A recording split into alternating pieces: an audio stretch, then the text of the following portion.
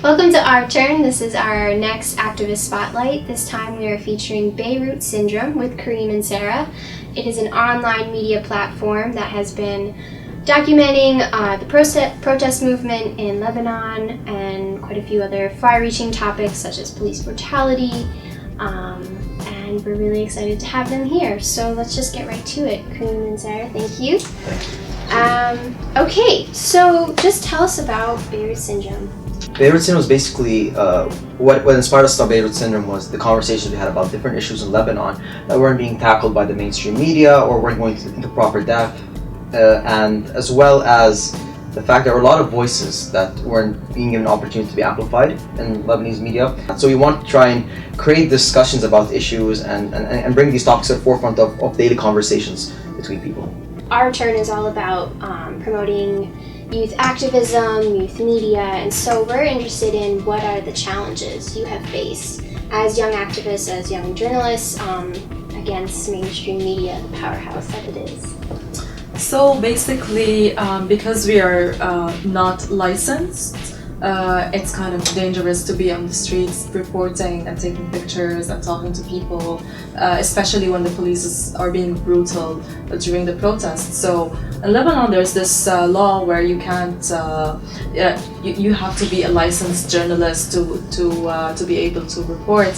So we're not employed by any of the mainstream media outlets. So we're doing this on our own. We can't register ourselves as a media outlet, and that's why it's dangerous for us. For example, there's this friend of ours who got beaten up by the police just because he's a journalist, but he doesn't have a license. Right. So that's one of the main challenges. The other one is financial.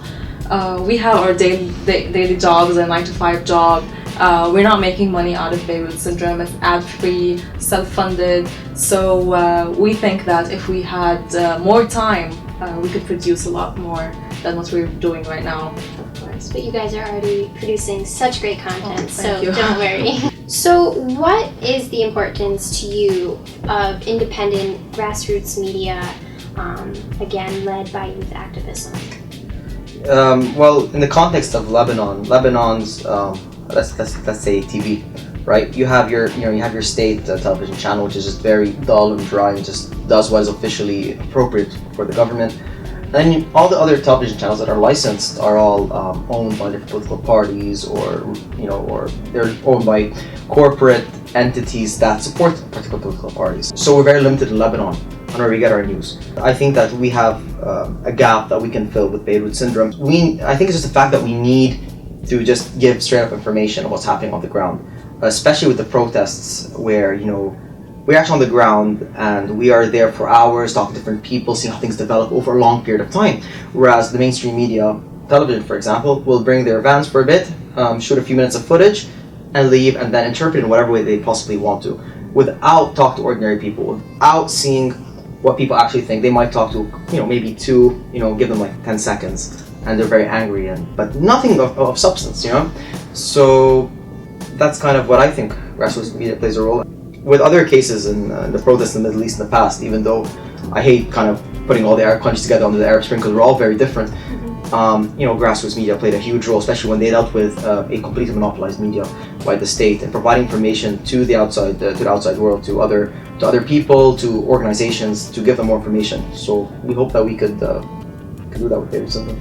Right, no, definitely. I think that this on-the-ground reporting, citizen journalism and whatnot really is kind of like changed the game. I don't think we'll ever go back to just depending on watching their TVs and everything like that. So it's really interesting to study it, to work with it. I really think that we're kind of just at the beginning of this wave that's about to happen, and it'll be interesting to see where it goes. So it's really cool that you guys you're a part of the ripple. So I attended a workshop that you guys were hosting earlier, and you talked about Beirut Syndrome discussions, and basically, you can speak more on it, but for our viewers, it's where you started these public events in person that were geared towards problem solving, having a discussion? Yeah, so in the age of Facebook and Twitter and also social media, people are always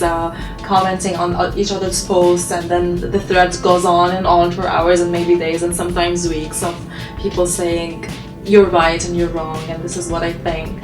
But we wanted to take this discussion offline, and we wanted to talk to people to learn more about their points of view, other than just saying you're wrong and you're right and I think that this works and this doesn't work. We wanted to get people together in a horizontal setting. So we're not only getting experts to talk and discuss solutions, but we're also getting ordinary people, students, activists, experts.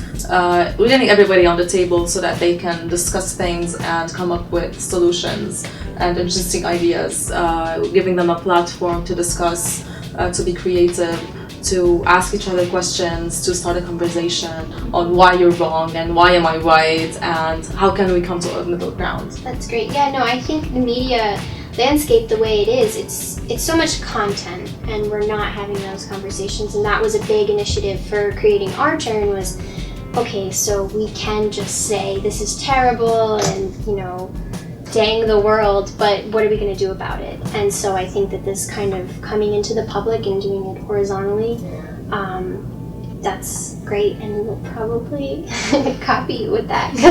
Great. What advice would you give to young activists who are wanting to pursue citizen journalism, or even just making an online media platform?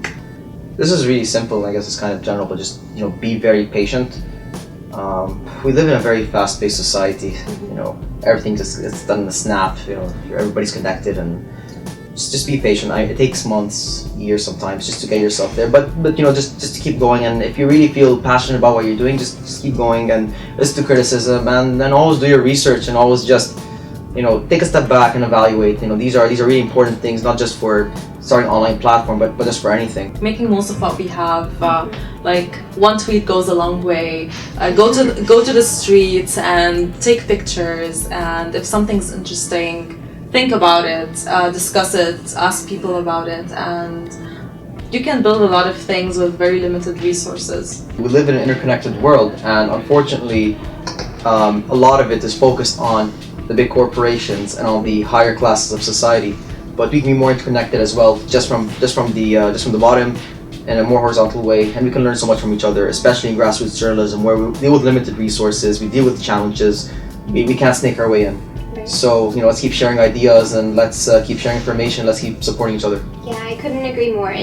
We're really building this network, and I think it's going to be a force to be reckoned with.